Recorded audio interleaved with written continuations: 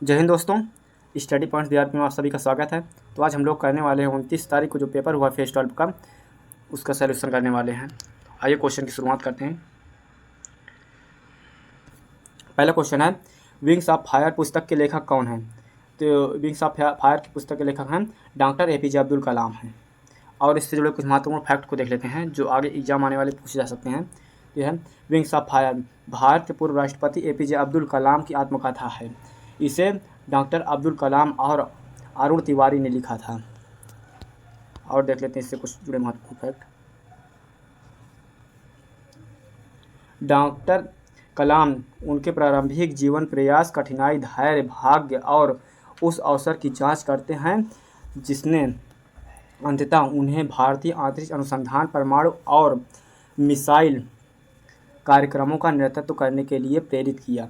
यह मूल रूप से 1999 में प्रकाशित हुआ था।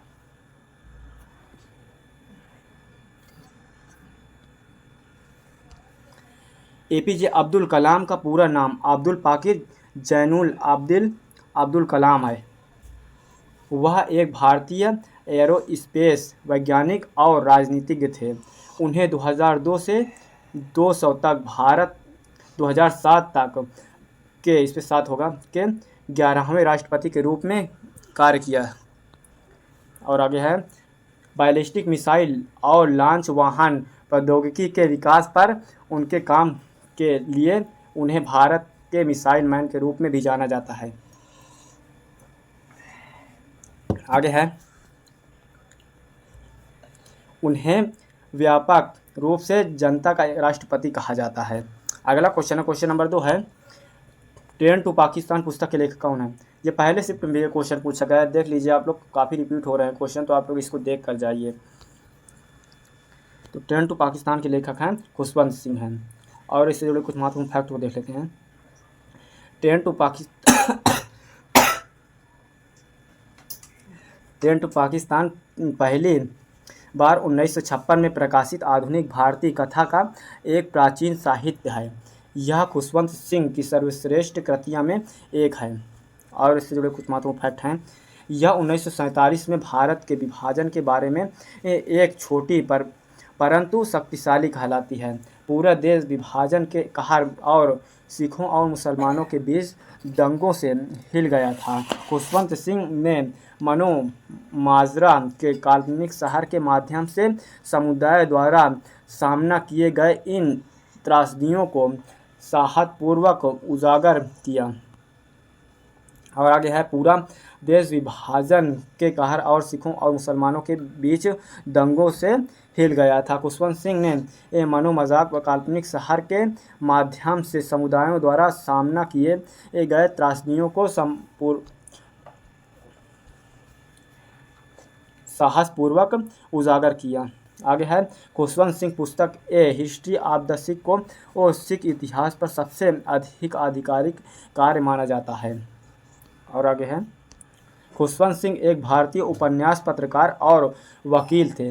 वह कई प्रतिभागों के धनी थे और उन्हें समान लगन और कड़ी मेहनत के साथ भारतीय कानूनी प्रणाली, भारतीय पत्रकारिता और साहित्य की सेवा की थी।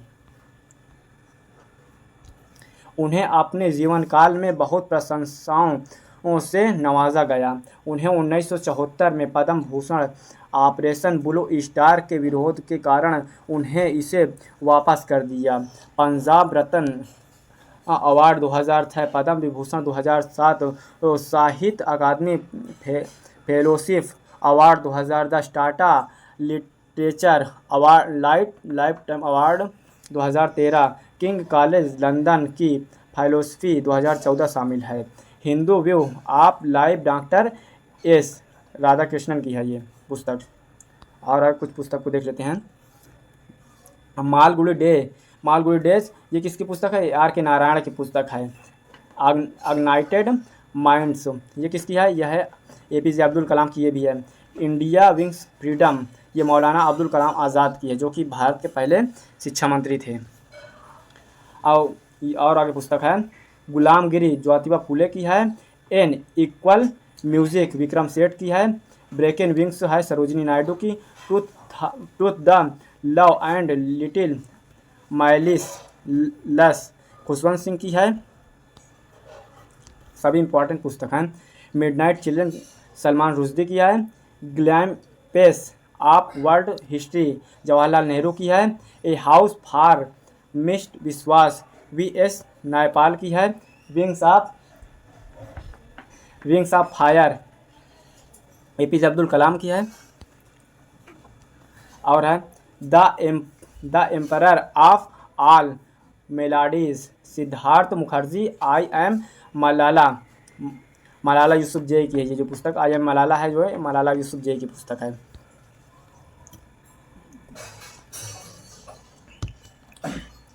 हाँ, अगला प्रश्न है 3 नंबर के लिखा अमृत धरोहर योजना से रिलेटेड प्रश्न आया था कि अमृत धरोहर योजना किससे संबंधित है। ऐसे ही प्रश्न आया था, तो किससे संबंधित है?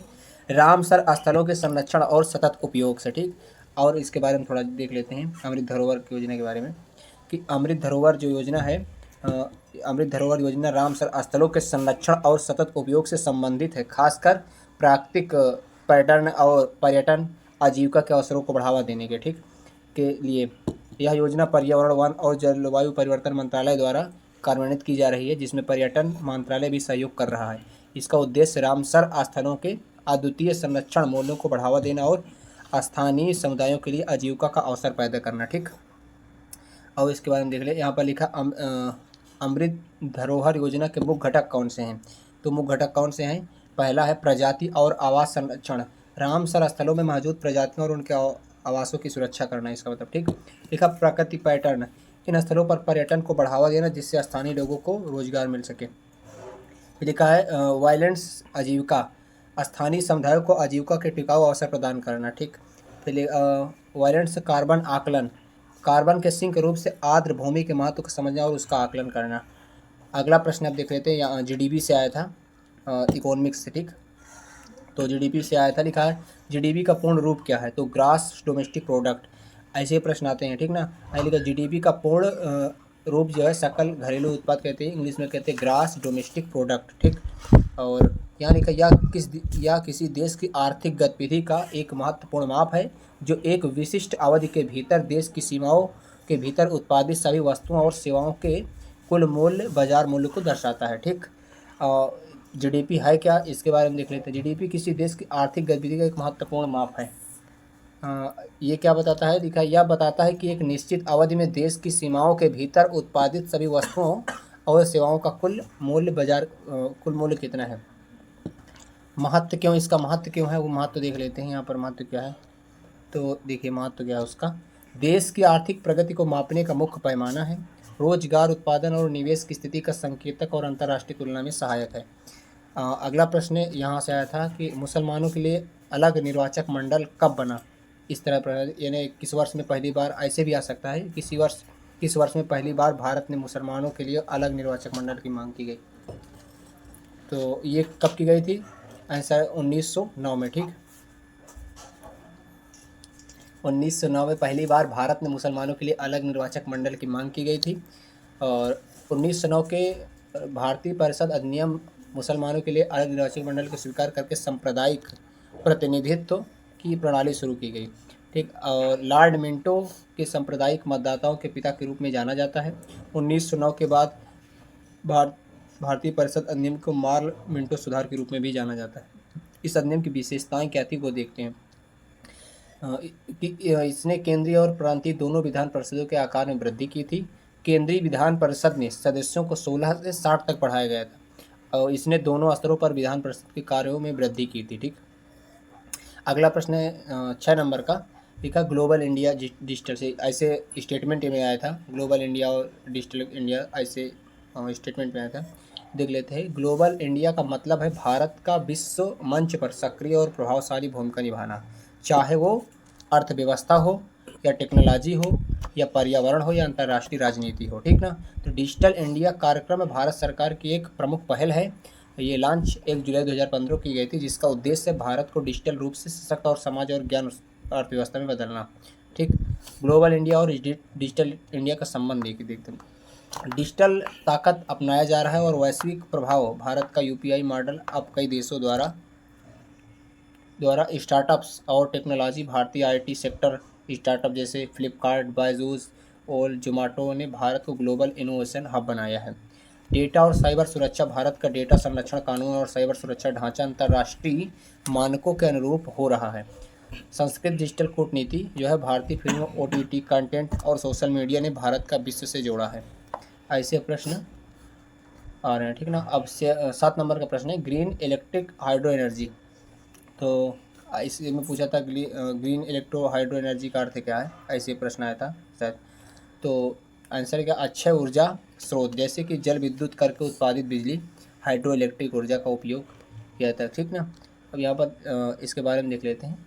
Green energy electric hydro energy का अर्थ है अक्षय ऊर्जा स्रोत जैसे कि जल विद्युत हाइड्रो ऊर्जा का उपयोग करके उत्पादित बिजली। यह शब्द आमतौर पर ग्रीन हाइड्रोजन के साथ जुड़ा होता है, जिसे पानी को इलेक्ट्रोलिसिस द्वारा हाइड्रोजन और ऑक्सीजन में विभाजित करके बनाया जाता है, और इस प्रक्रिया में उपयोग की जाने वाली बिजली अक्षय ऊर्जा स्रोतों से प्राप्त होती है। लिखा ग्रीन हाइड्रोजन, यह हाइड्रोजन का एक रूप है जो नवीकरणीय ऊर्जा स्रोत जैसे कि ग्रीन हाइड्रोजन देख लेते हैं, या हाइड्रोजन का एक वही चीज़ है जल विद्युत और पवन ऊर्जा का उपयोग करके उत्पादित किया जाता है। इलेक्ट्रोलिसिस क्या है, ये एक ऐसी प्रक्रिया है जिसमें पानी के हाइड्रोजन और ऑक्सीजन में विभाजित करने के लिए बिजली का उपयोग किया जाता है, ठीक। अगला प्रश्न देख लेते कहाँ से आया था। एक वायु वाद्यंत्र वाइड इंस्ट्रूमेंट कौन सा है, आंसर है बांसुरी, ठीक ना। बांसुरी एक वाद्यंत्र है जिसमें हवा फेंकने के स्वर निकलते हैं, ठीक ना। अब इसका और प्रमुख देख लेते हैं क्या है, प्रमुख कौन से हैं।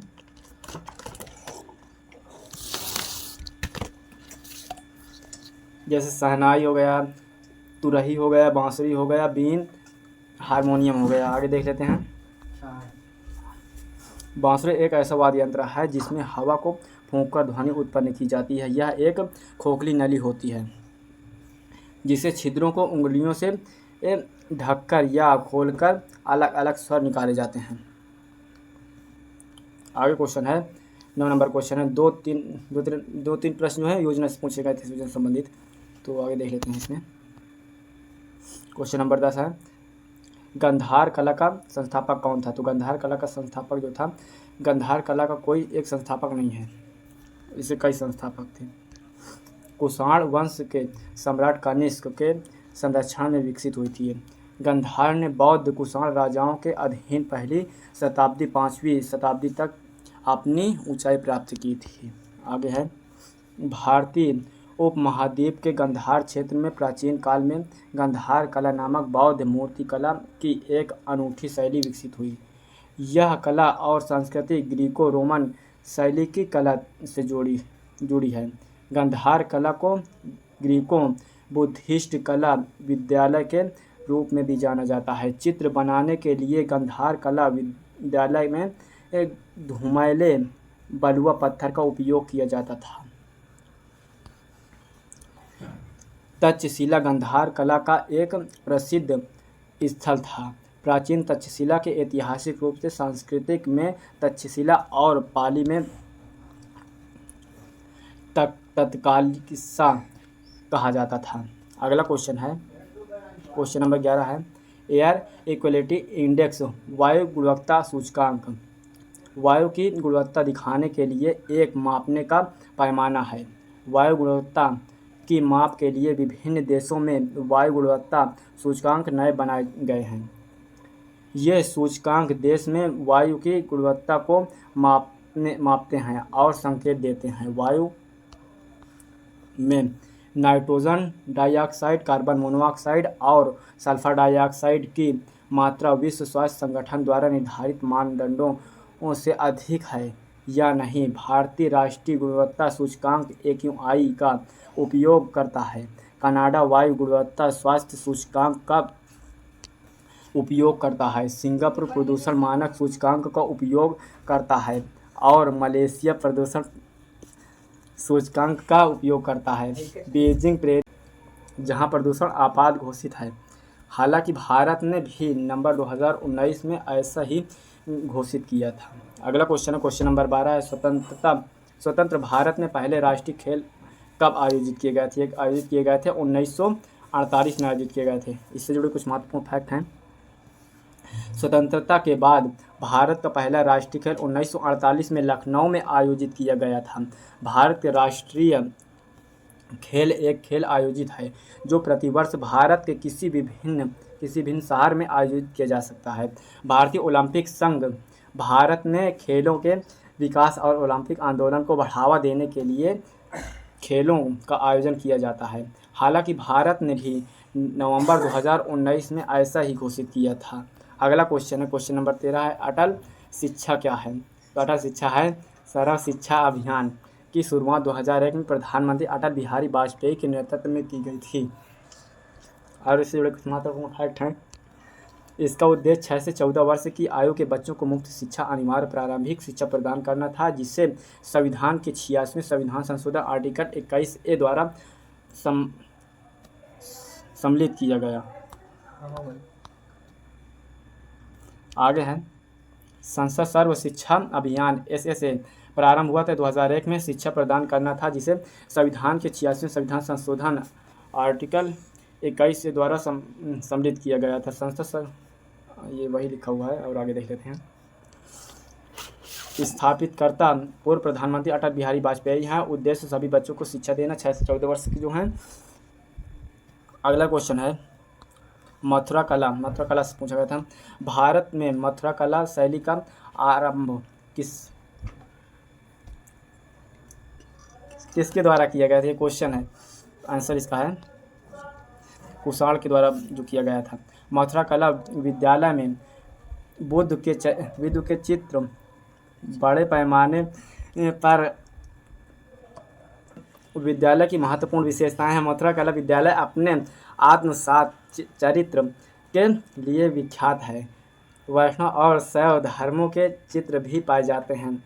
बुद्ध की छवि और स्वदेशी शैली मथुरा कला की एक उल्लेखनीय विशेषता थी। एक के बाद एक खड़े चार जैन जिनों की सर्वतोभद्रिका छवि मथुरा विद्यालय। अगला क्वेश्चन है 14 नंबर का, लिखा टेक्टोनिक प्लेटें से प्रश्न आया था। लिखा तो टेक्टोनिक प्लेटें के देख लेते हैं। ठोस चट्टान की विशाल अनियमित आकार की स्लैब जो पृथ्वी की स्थलमंडल भूपर्पटी और सबसे ऊपरी मंडल को निर्माण करती है। ठीक, तो टेक्टोनिक प्लेटें ठोस चट्टान की विशाल अनियमित आकार की स्लैबें हैं जो पृथ्वी के स्थलमंडल भूपर्पटी और सबसे ऊपरी मंडल का निर्माण करती हैं। ये प्लेटें निरंतर धीमी गति से चलती हैं और जो पृथ्वी के आंतरिक भाग से आने वाली गर्मी से प्रेरित होती हैं। ठीक, प्लेट के लिखा है ये देख लिखा प्लेट के टेक्टोनिक सिद्धांत। ये प्लेटें किस प्रकार परस्पर क्रिया करते हैं जिससे भूकंप, ज्वालामुखी विस्फोट और पर्वत निर्माण जैसी घटनाएं होती हैं। ठीक, अगला प्रश्न देख लें 15 नंबर का है। यहाँ से आया था शुक्र के मिशन के बारे में आया था प्रश्न, शुक्रयान मिशन के बारे में आया था। तो हम इसके बारे में थोड़ा देख लेते हैं कि इसरो द्वारा शुक्रयान मिशन किस ग्रह के अध्ययन के लिए प्रस्तावित किया गया था। तो इस शुक्र ग्रह के लिए। ठीक ना, ऐसे आ सकता है।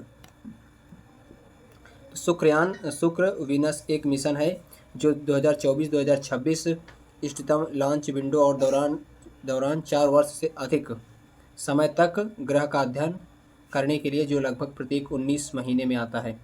कृपया ध्यान दीजिए कि इष्टांत लॉन्च विंडो के दौरान मिशन की लॉन्चिंग जो है वो ग्रहों के पारगमन के दौरान अंतरिक्ष यान ईंधन के उपयोग को कम करेगी। इसरो ने अपने प्रस्तावित वीनस ऑर्बिटर मिशन शुक्रयान के 20 अंतरिक्ष प्रयोग प्रस्तावों को सूचीबद्ध किया है। अगला प्रश्न आया था इमेक के बारे से प्रश्न पूछा था। तो हम देख लेते हैं इमेक का मतलब क्या है। इमेक का मतलब है India middle east Europe economic corridor, यानी भारत और मध्य पूर्व यूरोप आर्थिक गलियारा।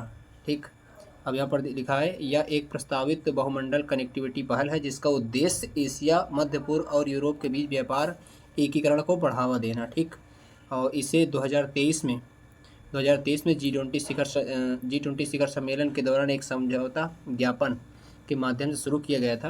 और इस गलियारे में भारत, संयुक्त अरब अमीरात, सऊदी अरब, इजराइल, जॉर्डन, ग्रीस और इटली जैसे देश शामिल हैं।